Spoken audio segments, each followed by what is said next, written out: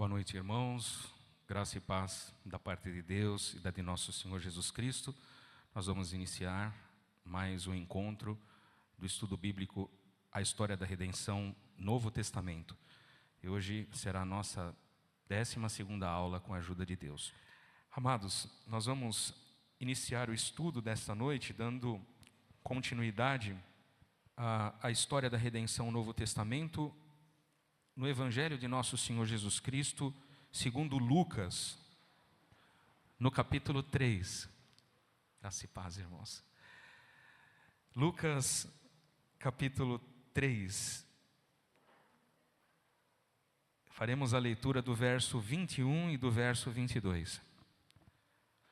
Eu pedirei a gentileza dos irmãos conservarem durante todo o período do estudo a Bíblia Sagrada aberta para acompanhar a exposição da Palavra de Deus. E como sempre alertamos os queridos irmãos, se em algo eu me desviar da verdade da palavra, os irmãos por gentileza me interrompam e me repreendam em amor. Lucas 3, verso 21. Diz assim o texto sagrado: E aconteceu que, ao ser todo o povo batizado, também o foi Jesus. E estando ele a orar, o céu se abriu, e o Espírito Santo desceu sobre ele em forma corpórea, como pomba. E ouviu-se uma voz do céu: Tu és o meu Filho amado, em ti me comprazo. Amém. Vamos orar novamente, amados.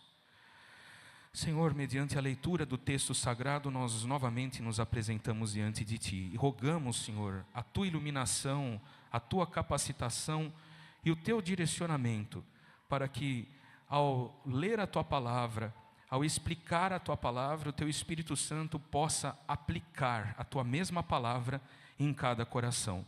Ajuda-nos, Senhor, com a Tua força, capacita-nos através do Teu Espírito Santo. Permita que os nossos lábios possam ser ungidos para falar a Tua verdade no Teu próprio nome. E assim nós te pedimos, em nome de Jesus. Amém e amém. Amados irmãos, no nosso encontro passado, nós falamos a respeito da pregação de João Batista e também do testemunho que Jesus obteve através de João dando testemunho. E no encontro de hoje falaremos sobre o batismo de Jesus. Eu gostaria que nós fizéssemos uma leitura paralela dos evangelistas que falam a respeito do batismo. Irmão Isaac, se o irmão puder ligar os ventiladores, por gentileza, o ar-condicionado, eu agradeço. Então, amados irmãos, nós vamos percorrer a Escritura Sagrada nos 4 evangelhos, ou seja, no Evangelho de nosso Senhor Jesus Cristo, segundo Lucas, que acabamos de ler, mas também em Mateus, em Marcos e em João. E vamos perceber a harmonia dos evangelhos, mediante ao assunto que nós iremos abordar. Então, vou pedir a gentileza dos irmãos, para que nós possamos fazer as leituras complementares, abrir a Escritura Sagrada em Mateus capítulo 3, do verso 13 ao 17. Mateus 3.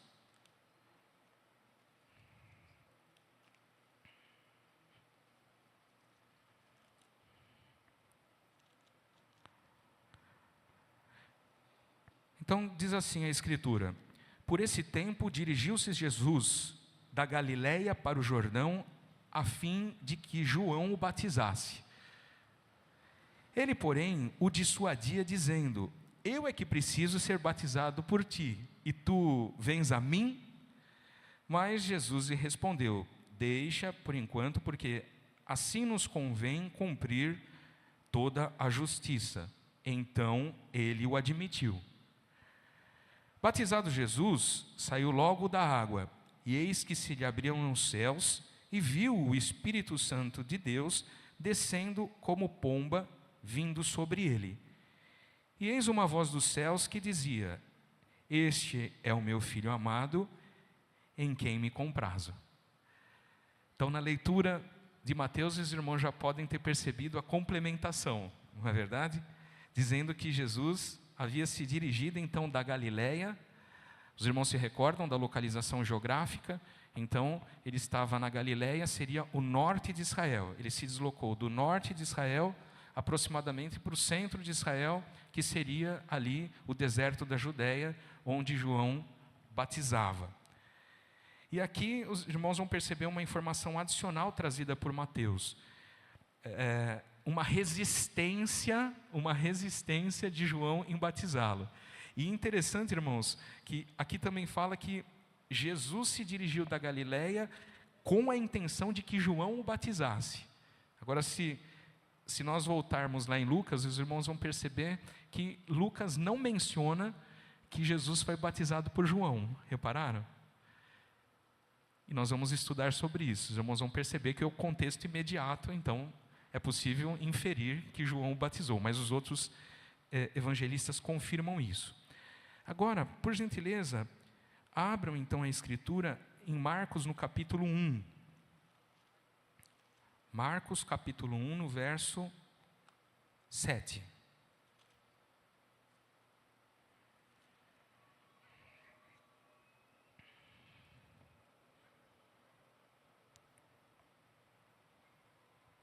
Veja aqui no verso 7, Marcos então relata o testemunho que João dá a respeito de Jesus, verso 8, e agora o verso 9, o batismo de Jesus. Ele diz assim, verso 9: naqueles dias veio Jesus de Nazaré da Galileia e por João foi batizado no rio Jordão. Logo ao sair da água, viu os céus rasgarem-se e o Espírito descendo como pomba sobre ele.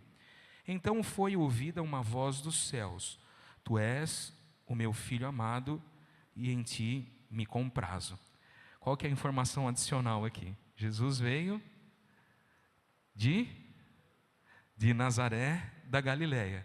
Perceba que Jesus viveu em Nazaré, cresceu em Nazaré, e agora com quase 30 anos, então, ele iria dar início ao seu ministério, e o que iria inaugurar o seu ministério seria o batismo. Então, ele estava vindo especificamente de Nazaré. E aí tem a informação também que ele saiu da água. Veja o verso 10. Logo ao sair da água. Então, de forma clara, nós percebemos que Jesus foi batizado efetivamente no Rio Jordão. Ele entrou na água e depois ele saiu da água. E essa palavra rasgaram-se, os irmãos perceberam, os céus se rasgaram. É algo muito enfático da parte do evangelista Marcos. E agora, amados irmãos, para finalizarmos esta harmonia dos evangelhos, nós vamos em João, no capítulo 1, verso 32. João 1, verso 32.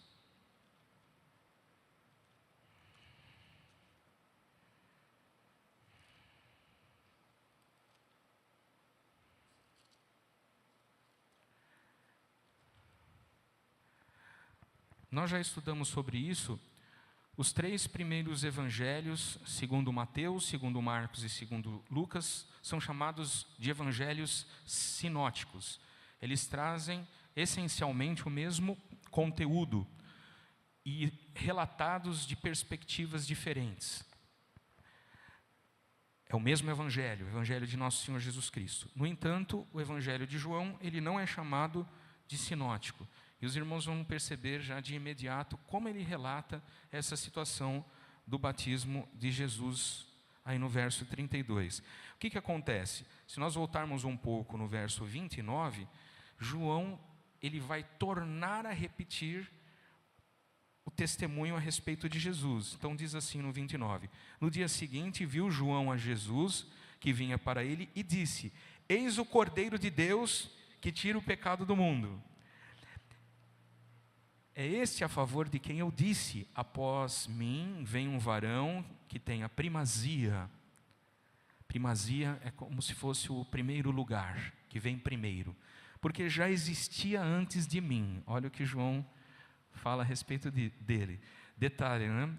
João, segundo a carne, era o quê? Era mais velho, né? Quantos meses mais velho? 6 meses mais velho, né? Vamos dizer assim, né? Mas, quando ele dá testemunho de Jesus, ele fala, porque já existia antes de mim. Eu mesmo não o conhecia. Olha que interessante, irmão. Mas, a fim de que ele fosse manifestado a Israel, vim por isso batizando com água. E João testemunhou dizendo, vi o Espírito descer do céu como pomba e pousar sobre ele. Então, perceba que João viu a forma corpórea de uma pomba, e Lucas vai enfatizar essa palavra, corpórea.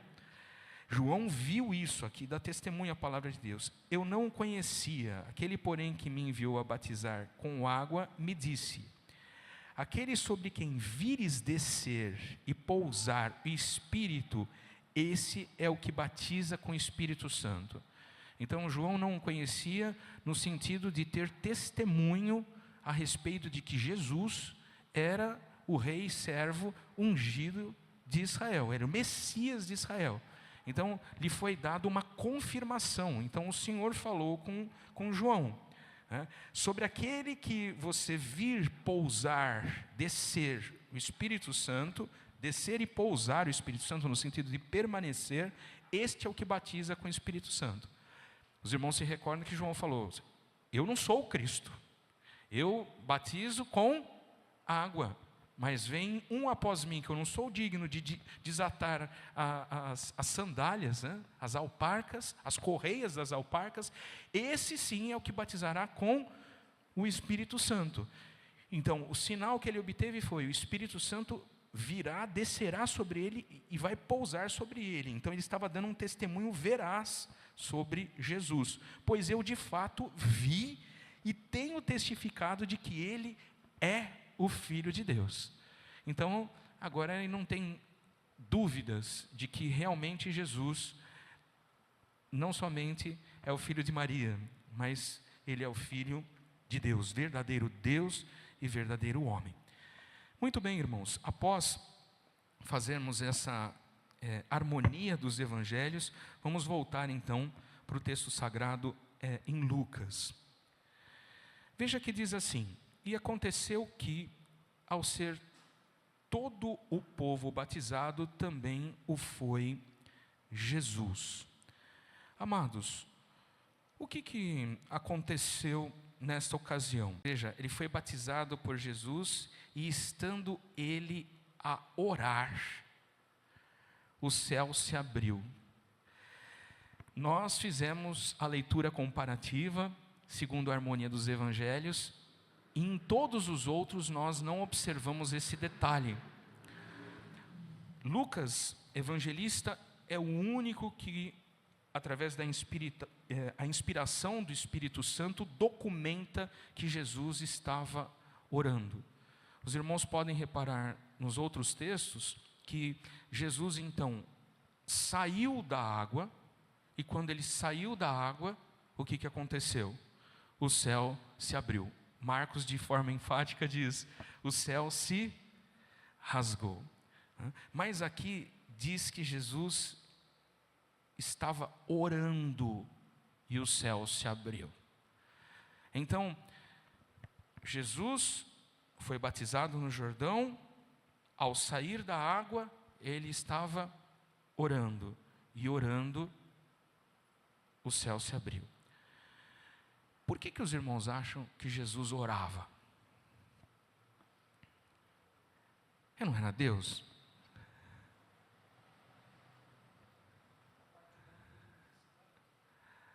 Jesus também era um verdadeiro homem, não é verdade? Então, veja, irmãos, pense na seguinte situação. O evangelho de Lucas é o evangelho que mais enfatiza as orações que Jesus fazia. Antes de iniciar, de principiar uma obra, de executar as tarefas do seu ministério, mediante um evento que exigia vamos dizer assim, uma certa dificuldade de enfrentamento, lá estava Jesus o quê? Orando. E o que mostra isso? Mostra que ele estava em comunhão com o Pai. Em comunhão com o Pai. Que pai que não gosta de conversar com o seu filho? Quem é pai sabe muito, muito bem disso. E que filho que não gosta de conversar com o seu pai? E que pai que não fica muito chateado quando seu filho não fala mais com ele? Jesus, irmãos, sempre estava conversando com o Pai. Sempre estava conversando com o seu Pai. Isso, irmãos, nos serve de lição, porque quantas e quantas vezes as minhas orações e as tuas são costumeiras, são ensaiadas, são repetitivas, são profissionais. Quantas e quantas vezes esquecemos de orar? E outras vezes, até de forma voluntária, deixamos de orar. Deixamos de orar. Eu não sei se já aconteceu com os irmãos de estarem orando e dormirem na oração também. Muitas vezes nos ajoelhamos diante do Senhor e, devido ao cansaço do dia a dia, quando percebemos, dormimos. Não vigiamos. Mas, digamos, irmãos, que aqui não estamos interessados na posição do nosso corpo. Nós podemos orar de joelhos, podemos orar sentados, podemos orar em pé, podemos orar andando, até deitados. Mas o importante é orar, é falar com o nosso Deus, é estar diante dEle com o nosso coração quebrantado, rogando perdão pelos nossos pecados, adorando ao Senhor e falando com Ele. Tem alguns que dizem assim: eu não incomodo o Senhor com os meus problemas. Eu acho que Deus tem muita coisa que fazer do que ficar ouvindo aqui o que eu tenho a falar. Irmão, irmã, Deus se deleita nos seus filhos, assim como um pai ama falar com os seus filhos. Veja que a oração, ela não acrescenta em nada para Deus, em termos de glória, de honra, de poder. Por mais que o glorifiquemos, Ele não se tornará mais santo ou mais poderoso. Ele é onipotente, onipresente e onisciente. Mas à medida que nós oramos, nós nos aprofundamos na nossa comunhão com o Senhor, na nossa proximidade com Ele. E olha, irmãos, uma verdade da palavra de Deus: pouca oração, pouco poder. Nenhuma oração, nenhum poder. Muita oração, muito poder. Em que sentido nós fazemos essa colocação? Jesus estava orando e o céu abriu. E quantos de nós desejamos ver nos nossos dias um avivamento da parte de Deus? Irmãos, avivamentos não podem ser provocados pelo homem, não podem ser agendados pelo homem. Avivamentos muitas vezes são simulados pelo homem, através do emocionalismo, mas genuíno avivamento, convencimento da parte do Espírito Santo de pecadores em massas, que possa então afluir em desejo santo para ouvir o Evangelho, se arrepender dos seus pecados, crerem no Senhor Jesus, serem batizados e darem fruto para a glória de Deus, esse tipo de avivamento não dá para ser provocado, irmãos. Ele precisa vir da parte do Espírito Santo da graça sobre nós. Avivamento numa igreja, irmãos, é algo muito bem-vindo da parte de Deus. Mas não virá avivamento sobre o povo do Senhor se o povo de Deus não se humilhar diante da majestade divina e não orar. Orar, clamar, rogar, pedir, implorar o favor do Senhor. E não pense, irmãos, que a nossa oração tem o poder intrínseco de mover a mão de Deus. Não é a oração que move a mão de Deus, mas oração é um meio de graça, é um meio através do qual Deus, que está no controle de todas as coisas, exerce a sua soberana vontade, o cumprimento dos seus eternos decretos. Nós precisamos orar e pedir: Senhor, a começar de mim, quebra o meu coração, transforma-me, enche-me do Teu Espírito Santo, aviva-me, e dá-me a graça de falar a Tua verdade no Teu nome. Senhor, tem piedade da nossa casa, dos nossos filhos, da nossa família. Senhor, tem piedade da Tua igreja, tem piedade, Senhor, da nossa cidade. Quantos nesse exato momento, irmãos, numa sexta-feira como essa, estão atolados no pecado? Às vezes são nossos vizinhos, às vezes são nossos colegas de trabalho, às vezes são as pessoas que nós convivemos, aqui, numa cidade. Agora pense no estado, pense no país, pense no globo. Bilhões de pessoas sem Deus, sem Cristo, sem o Espírito Santo, caminhando em direção à condenação eterna e ao inferno. Como orava John Knox, irmão, na Escócia: dá-me a Escócia, senão eu morro. Quem sabe hoje nós possamos pedir ao Senhor: dá-me Ribeirão Preto, senão eu morro. Dá-me a minha família, dá-me a casa dos meus pais, para que eles possam compreender efetivamente o Evangelho do Teu Filho Jesus. Senhor, abre os céus, rasga os céus para nós, e enche-nos do Teu Espírito Santo. Então, Lucas, o Evangelho de Lucas pode ser chamado do Evangelho da oração, tanto que ele enfatiza que Jesus estava orando. E Jesus orando, saindo da água, o céu abriu. E diz o verso 22, e o Espírito Santo desceu sobre ele em forma corpórea como pomba. Ora, irmãos, todos dizem a respeito desta visão em forma de uma pomba, mas Lucas é o único evangelista que, através do Espírito Santo, enfatiza uma forma corpórea. Então, para quem viu a visão, ele viu na forma de uma pomba. Era uma pomba?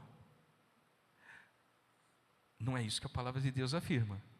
Era como de uma pomba, né? Em forma corpórea como pomba. E aqui cabe uma colocação. Muitos que fundamentam a sua fé, né, em especial esse grupo de irmãos que muitas vezes regresso de instituições religiosas que não estudam ou que não estudavam efetivamente a palavra de Deus como ela deve ser estudada, e não a compreendiam da forma que ela é e deve ser compreendida, muitas vezes se apoiavam em sinais, não é verdade? Então, assim, eu não sei se os irmãos já tiveram essa experiência, e eu vou fazer uma confissão pública. Eu já tive essa experiência, e na época eu achei assim uma coisa maravilhosa, né? De entrar um passarinho, né? Na casa. Se for na igreja, então, no ajuntamento, meu Deus do céu, né? Coitado do passarinho, entra no templo, né? Por engano, fica batendo as asas na janela, não é verdade? Voa para um lado, voa para o outro, né? Hiper assustado, às vezes, se não tomar cuidado, faz até uma sujeira em cima do povo, né? Mas pronto, a depender do ajuntamento, entra um passarinho, se entrar uma pomba branca, então, aí acabou, né? Aí o povo pula, grita, sapateia, fala em língua, né? Se joga no chão, né? E quando passa o passarinho, então aí o povo vai ao delírio. Irmãos, por favor, vamos fundamentar a nossa fé não em sinais, prodígios e maravilhas, né? Nem em fábulas artificialmente compostas, nem em conjecturas humanas, né? Nem no misticismo humano, mas vamos fundamentar a nossa fé na palavra de Deus. Será que tem algum motivo específico para o Espírito Santo ter se manifestado desta forma, em forma corpórea como uma pomba? Ele não poderia se manifestar como fogo? Por que uma pomba?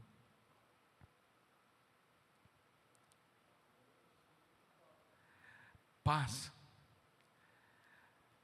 mansidão, pureza, gentileza.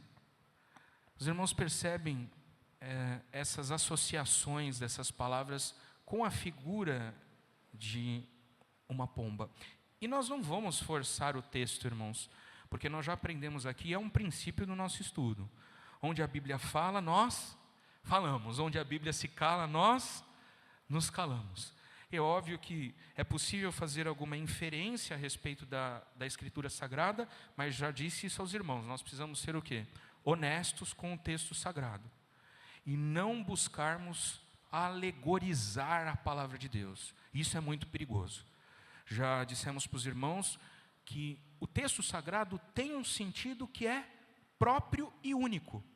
O sentido que o próprio Espírito Santo inspirou o autor sagrado através do autógrafo, né,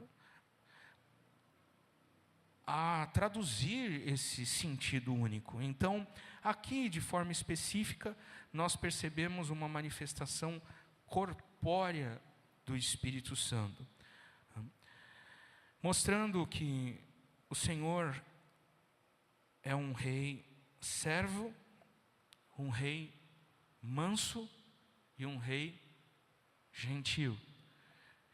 O Espírito Santo veio sobre ele e, como lemos de forma comparativa, pousou sobre ele. Ora, irmãos, cabe a nós uma pergunta. Foi então a primeira vez que Jesus recebeu o Espírito Santo?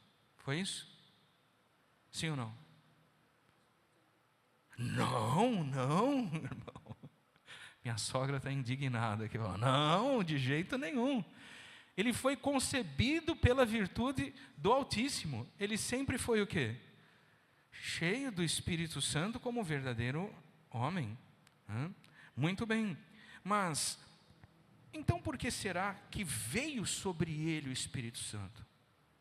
Bom, primeiro, nós acabamos de perceber o testemunho de João Batista, no Evangelho de João, dizendo, o Senhor falou para João, sobre quem você vir descer o Espírito Santo e repousar sobre ele, então, este é o meu eleito, este é o meu escolhido, este é o Messias de Israel, esse é o Filho de Deus. Então, existe um aspecto confirmatório. Agora, também existe um aspecto de revestimento do Espírito Santo sobre o Cristo. Tanto que isso, irmãos, nós evidenciamos, e estudaremos sobre isso nos próximos 2 encontros, quando Jesus foi o quê? Tentado. Ele precisava estar o quê? Como verdadeiro homem, revestido, capacitado pelo Espírito Santo para enfrentar a tentação que viria. Mas também, irmãos, traz um aspecto inaugural, no sentido de que, no verso 23, diz que tinha Jesus cerca de 30 anos ao começar o seu ministério. Então, na próxima semana, nós falaremos sobre a genealogia de Jesus e iniciaremos por esse verso.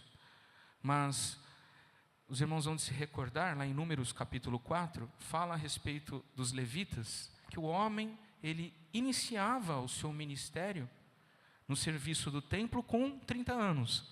E curiosamente, durava cerca de 20 anos, dos 30 aos 50 anos.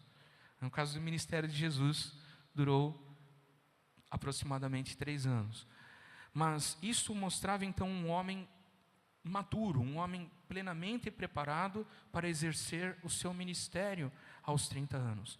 Então, esta descida e repouso do Espírito Santo sobre ele, estava inaugurando o seu ministério, inaugurando a sua missão. E olha, irmãos,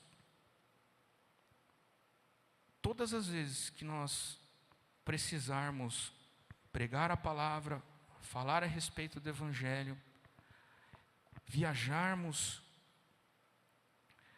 em uma obra missionária, em uma missão, nós precisamos pedir pela capacitação do Espírito Santo. Nós precisamos rogar por isso, irmãos.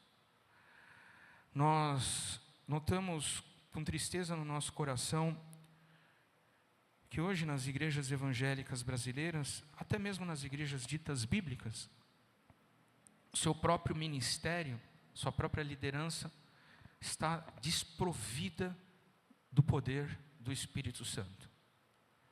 Alguns têm uma habilidade maravilhosa, incrível, para ler e explicar a palavra de Deus.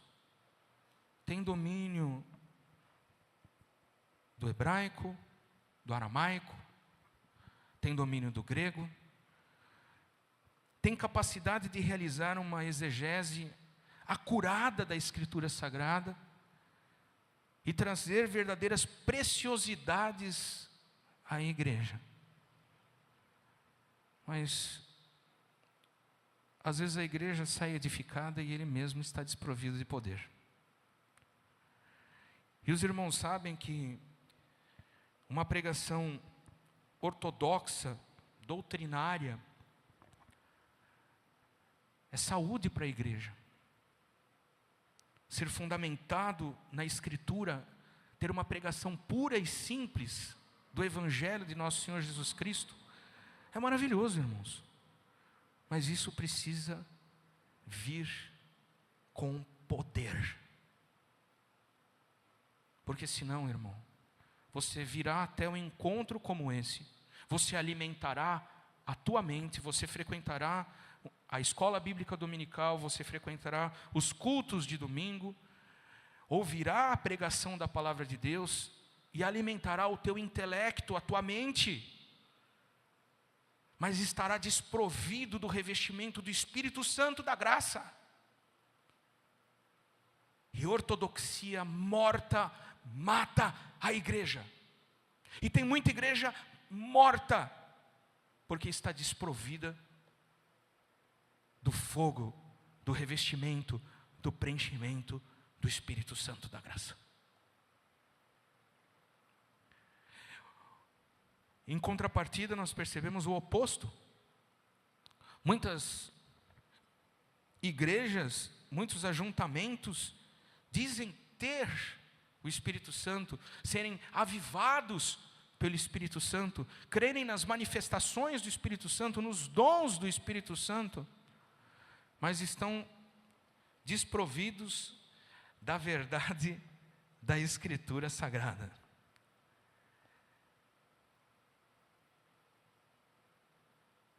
E quem se insurge contra, irmãos, a palavra de Deus, ao exame acurado da Escritura, mas diz que ora, que busca, que clama, que roga ao Senhor, está se enganando. Não é o Senhor. Pode ser um emocionalismo, um misticismo, um convencimento pessoal. E pior, atuação dos demônios. Não duvide disso, irmão. Pois muitas vezes presenciamos manifestações demoníacas dentro de ajuntamentos. Na melhor das hipóteses, um descontrole emocional. Mas na pior delas, uma ação contundente de Satanás sobre aquelas pessoas. O Espírito Santo, irmãos, é santo. O Espírito Santo que inspirou esta palavra. Palavra de Deus escrita totalmente inspirada pelo Espírito Santo da graça. Logo, o Espírito Santo não pode o quê? Contradizer Ele mesmo. Se você ouvir algo que acrescenta a Escritura, que diminui a Escritura, ou que contradiz a Escritura, não tenha dúvida, não é o Senhor. Mas o que falta? Falta discernimento no meio do povo de Deus. O homem prega pelo seu próprio espírito que o povo quer ouvir, e todos saem felizes. O homem prega movido por um espírito maligno, porque as pessoas vieram buscar segundo os ídolos do seu próprio coração, e obtém respostas segundo esses ídolos. E nós, irmãos, que pela graça de Deus, vivemos em um ajuntamento onde há pregação fiel da Escritura Sagrada, e há sim poder, virtude e graça do Espírito Santo sobre nós. Então roguemos pela divina proteção. Senhor, protege o nosso ajuntamento. Senhor, dá a graça de que as aves dos céus que nos rodeiam não comam a preciosa semente. Porque ajuntamento que não é do Senhor, irmãos, então já está entregue ao maligno. Mas aonde existe pregação fiel da palavra de Deus, os irmãos podem ter a absoluta certeza que lá estará rodeando o maligno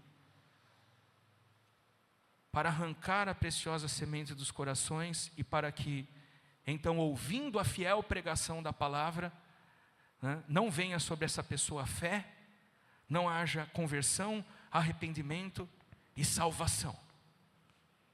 Porque a fé, ela vem pelo ouvir, e ouvir a pregação da palavra de Deus a respeito de Cristo Jesus. Então, amados irmãos, o Espírito desceu sobre o Senhor na forma corpórea como de uma pomba, e ouviu-se uma voz do céu. Então, quem ouviu? Jesus ouviu. Pelo texto sagrado, dá-se a impressão que João também ouviu. Agora, quantos da multidão também ouviram? nós não sabemos. Mas isso é uma inferência, irmãos. Creio que isso foi audível como testemunho, dizendo: tu és o meu filho amado e em ti me comprazo. E aqui, irmãos, nós percebemos um testemunho do próprio Pai a respeito do seu filho. Jesus se tornou filho de Deus nesse momento? Não. Jesus passou a saber que ele era filho de Deus a partir desse momento? Também não. Se nós voltarmos no capítulo 1,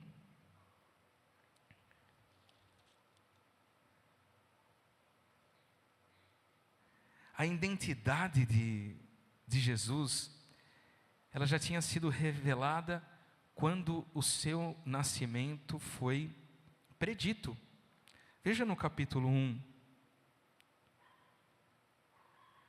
no verso 31, o anjo dizendo a Maria: Maria, não temas, porque achaste graça diante de Deus. Verso 31, eis que conceberás e darás à luz a um filho, a quem chamarás pelo nome de Jesus. E esse será grande e será chamado Filho do Altíssimo. Deus, o Senhor, lhe dará o trono de Davi, seu pai.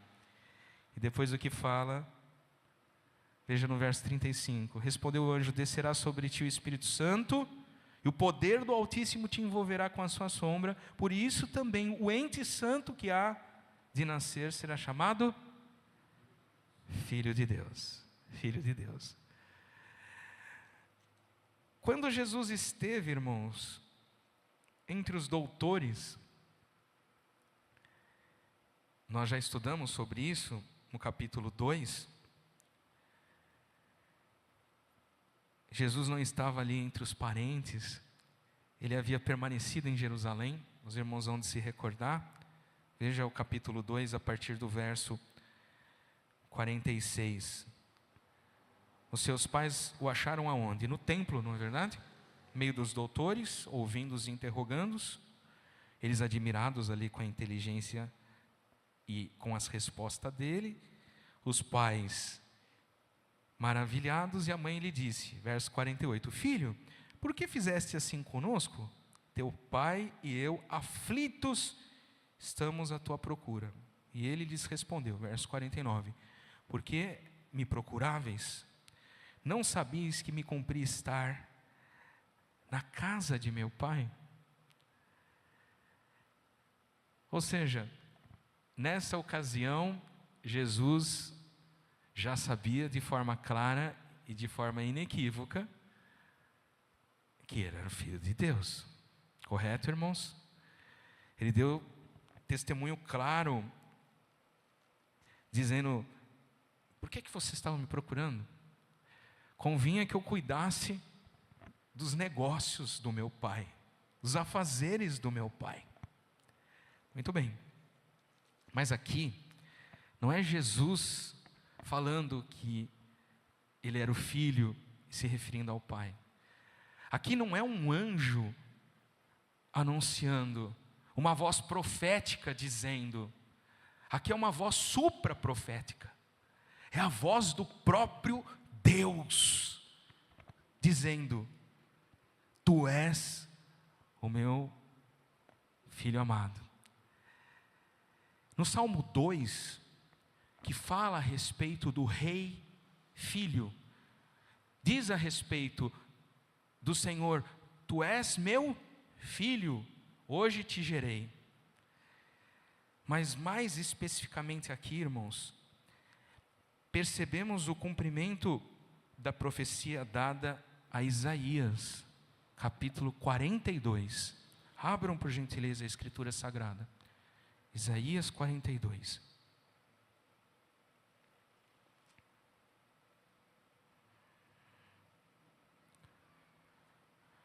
Diz assim o texto sagrado, Eis aqui o meu servo, a quem sustenho, o meu escolhido, em quem a minha alma se compraz.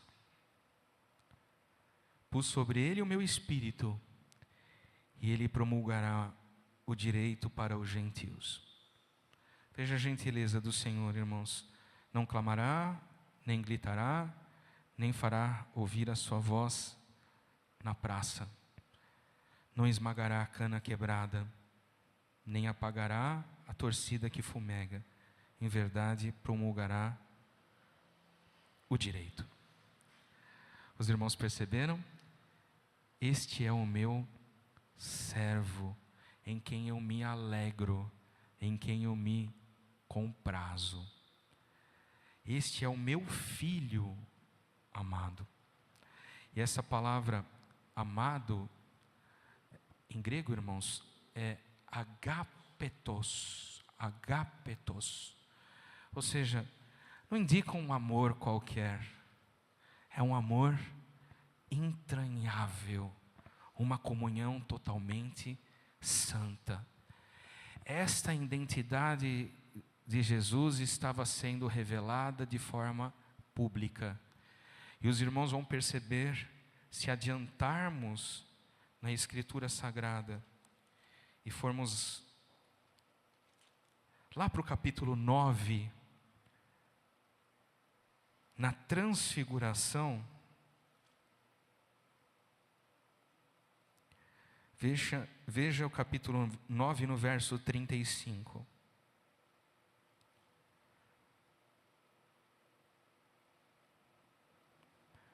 O 34 diz assim: enquanto assim falava, veio uma nuvem e os envolveu, e encheram-se de medo ao entrarem na nuvem. E dela veio uma voz dizendo, então da nuvem veio uma voz: este é o meu filho, o meu eleito, a ele ouvi. Então, entre os doutores, Jesus fala a respeito de si mesmo como o filho que deve cuidar do negócio dos seus pais. No seu batismo, Jesus, então, ouve a divina voz dizendo: este é o meu filho amado. E agora, a voz na transfiguração se dirigindo aos discípulos, dizendo: este é o meu filho, este é o meu eleito. E acrescentando: a ele ouvi. Irmãos, tudo que nós precisamos fazer é ouvir o Senhor. E quem ouve deve guardar os seus mandamentos. Devemos ouvir o Senhor. Ouvir e se alegrar nele. Quem guarda a sua lei, quem testemunha a respeito de Cristo, vive em conformidade a este amor maravilhoso. De nada adianta nós dizermos que nós amamos ao Senhor e nós não cumprimos os seus mandamentos. Então, a nossa fé, ela precisa ser operosa, ela precisa ser prática. Perceba que no Filho, o Filho que recebeu todo esse amor, esse cuidado do Pai. E nós, pecadores, nós não merecíamos o amor do Pai. Eu e cada um dos irmãos que estão assentados aqui, aqueles que nos assistem através das mídias sociais, tudo o que merecíamos era condenação eterna pelos nossos pecados. Absolutamente ninguém aqui consegue cumprir a lei de Deus na íntegra. Mas em Cristo Jesus, nós somos agraciados com esse amor. Ele é o Cordeiro de Deus que tira o pecado do mundo. Ele se fez pecado por nós. E quando nós estamos em Cristo, irmãos, nós estamos cobertos pela sua misericórdia, pela sua bondade. nós desfrutamos do amor do Pai para com o seu Filho. Nós estamos imersos nesse amor.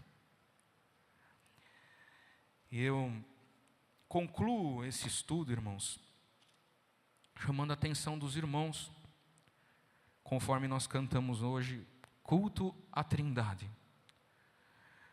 Os irmãos perceberam aqui que há uma manifestação clara e inequívoca do Deus triuno? Nós cremos em um único Deus verdadeiro, vivente, eterno e de infinito poder, em cuja unidade há 3 pessoas distintas: o Pai, o Filho e o Espírito Santo. Único Deus, mas são 3 pessoas distintas, co-iguais, coexistenciais, co-substanciais. Não é assim que aprendemos? Ajuntamento que não confessa a Trindade não é um ajuntamento cristão genuíno. Então, se nós pensarmos em marcas de uma igreja verdadeira, muitos estão em fases de transição e procurando uma igreja verdadeira, uma igreja bíblica. Então veja que uma igreja que prega a palavra de Deus com fidelidade, que prega a Escritura Sagrada, de acordo como ela deve ser pregada, lendo, explicando e aplicando a palavra de Deus, é uma igreja verdadeira. Quando os sacramentos da igreja, e nós estudamos aqui um sacramento, batismo. Batismo e a ceia do Senhor, quando eles são observados de acordo com a palavra de Deus, nós podemos dizer que é uma igreja verdadeira. E quando a disciplina da igreja é aplicada no sentido de restaurar o pecador, no sentido de que haja ordem na igreja para aqueles que são pecadores impenitentes, ou seja, aqueles que não se arrependem. A palavra de Deus, ela diz inclusive que eles devem ser o quê? Expulsos. Mas se arrependerem, eles devem ser o quê? Acolhidos e readmitidos, porque esse é o objetivo final. E a disciplina na igreja, a verdadeira disciplina não é de caráter punitivo, mas é de caráter restaurador. Isso eu poderia dizer que é uma marca de uma igreja verdadeira. Mas existem outras marcas, como por exemplo, uma igreja que é trinitária, que acredita na Trindade. Uma igreja que confessa a Jesus como verdadeiro Deus e verdadeiro homem. Isso nós chamamos de união hipostática, 100% Deus e 100% homem. Uma igreja que crê no Espírito Santo e na sua atuação poderosa, convencendo os pecadores, convertendo os corações, ensinando a igreja, capacitando a igreja. Isso é uma marca de uma igreja verdadeira. Uma igreja que crê na existência pessoal do diabo e dos seus anjos, que crê que eles serão lançados junto com todos os impenitentes no lago de fogo e enxofre. É uma igreja verdadeira. Veja, irmãos, que se nós fôssemos aqui avançar nesse assunto, nós gastaríamos muito tempo. Mas, especificamente falando do batismo, que foi o assunto que nós discutimos aqui, perceba que alguns não honram o batismo e desprezam o batismo. Alguns desvalorizam, mas outros idolatram.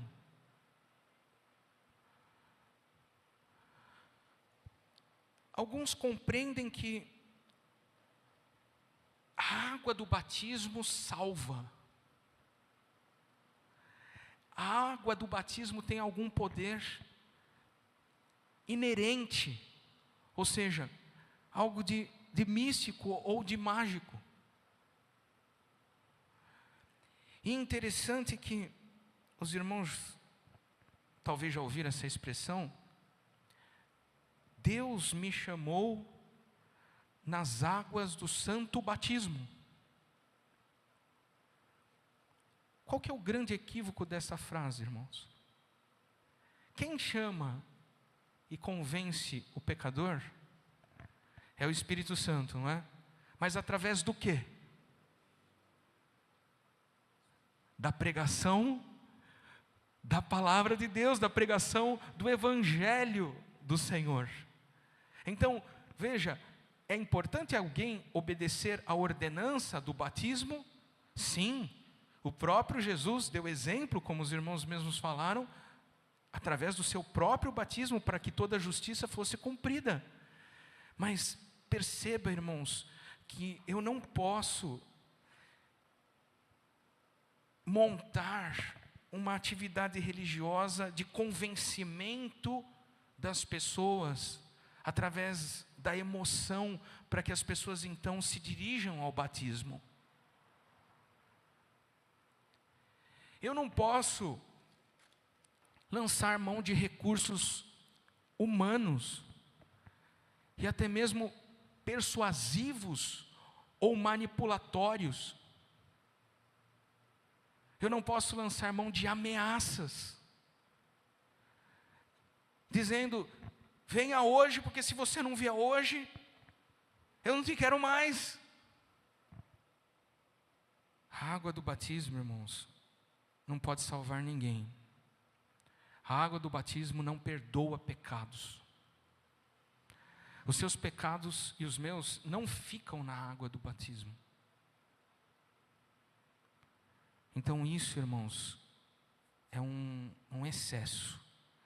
E além de ser um excesso, é algo de herético, de inconforme à palavra de Deus. Quem perdoa pecado, irmão, é só Jesus. É só o sangue de Jesus que lava o pecado. Então aqui, eu faço um apelo aos irmãos, que considerem se foram batizados ou não. Pensem sobre isso e meditem sobre isso. Alguém diz: eu já fui batizado. Mas você, no teu suposto batismo, ouviu a pregação genuína do Evangelho? Você teve consciência do seu pecado? Você se arrependeu do seu pecado? Você foi, naquele momento, entregue totalmente ao Senhor como Salvador da tua vida, como Senhor da tua vida, ou não? Você nem se recorda do momento. Ah, mas e aqueles que são batizados durante a infância, como no ajuntamento que hoje estamos, eles não vão se recordar do seu batismo? Exatamente, o batismo não vai perdoar pecados e não salvá-los.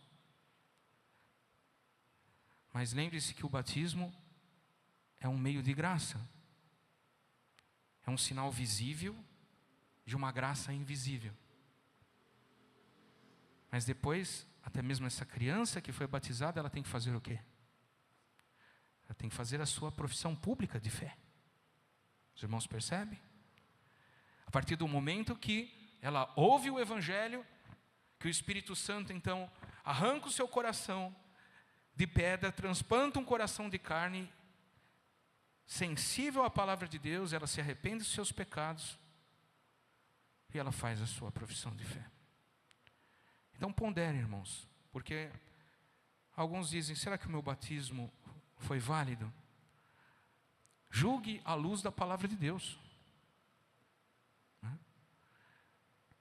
E se o irmão chegar à conclusão, à luz da palavra de Deus, que não foi, então, por favor, irmãos, tome uma atitude.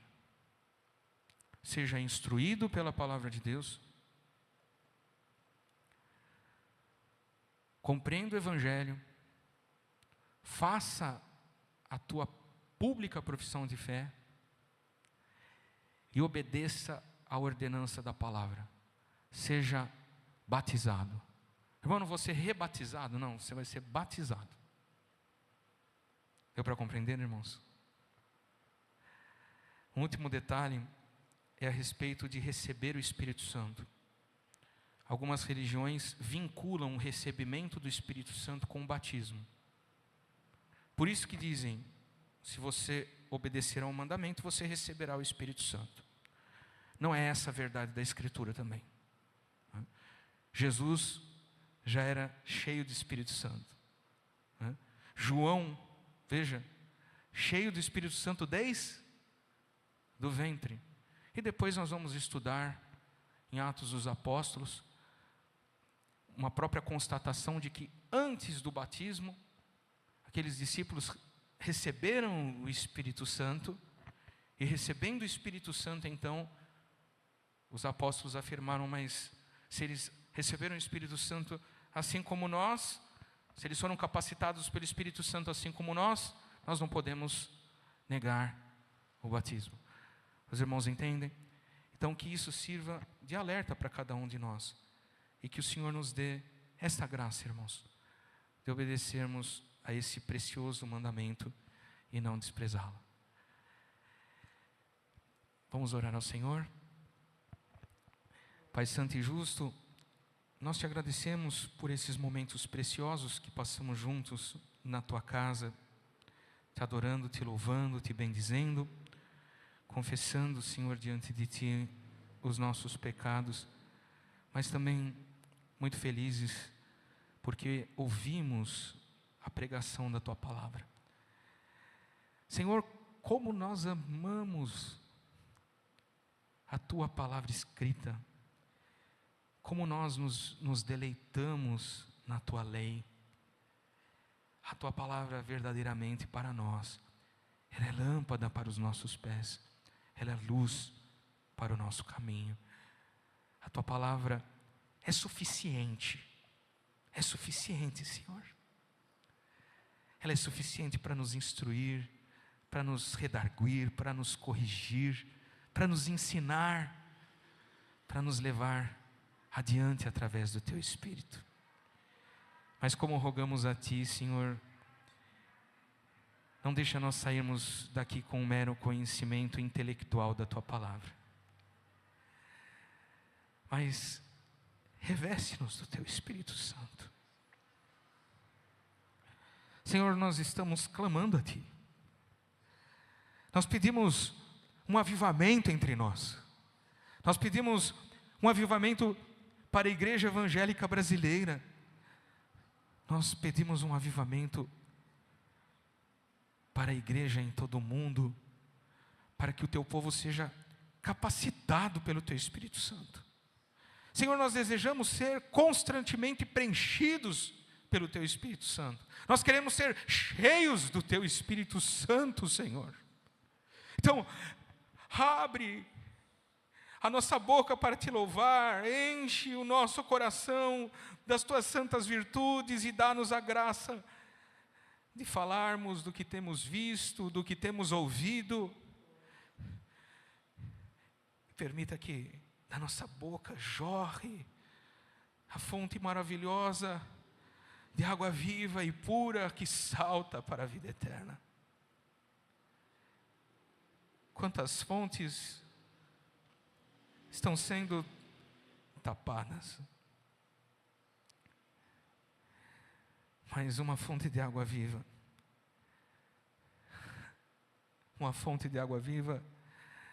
ela não pode ficar sem jorrar. Ó Senhor, faça com que em cada um de nós salte como uma fonte de águas vivas para a vida eterna, Senhor. quantos daqueles que são nossos, quantos daqueles que nos são caros, quantos dos nossos colegas, vizinhos, amigos, que estão no nosso ciclo de vivência e convivência, não foram submetidos ao teu senhorio, a palavra não os alcançou, Senhor.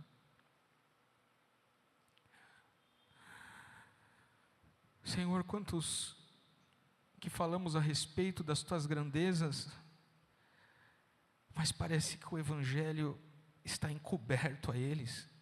Eles estão cegos por Satanás, Senhor. Mas nós os amamos tanto.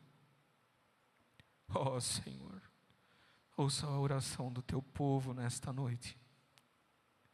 E dá a graça dos céus novamente se rasgarem, e que o teu Espírito venha sobre o teu povo de forma poderosa. Nós não queremos o avivamento dos sinais, o avivamento dos prodígios, o avivamento das maravilhas. Nós não queremos um avivamento de prosperidades materiais. Tudo que nós estamos pedindo nessa noite, Senhor, é a graça de pregar a tua palavra, de falar a tua palavra em verdade, que teu Espírito Santo haja poderosamente nos corações, caudalosamente nos corações, e que eles possam ser convencidos dos seus pecados, a escama dos seus olhos possam cair, e eles possam te amar, cumprir os teus mandamentos, amar a tua palavra,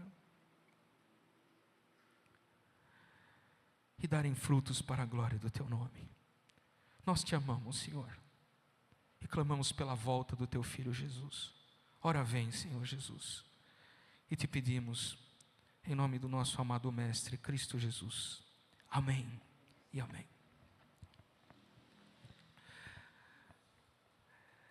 Louvado seja Deus que nos deu graça de concluirmos mais o estudo nessa noite. Deus abençoe pela presença dos irmãos, e que cada um dos irmãos possam ir em paz para os seus lares.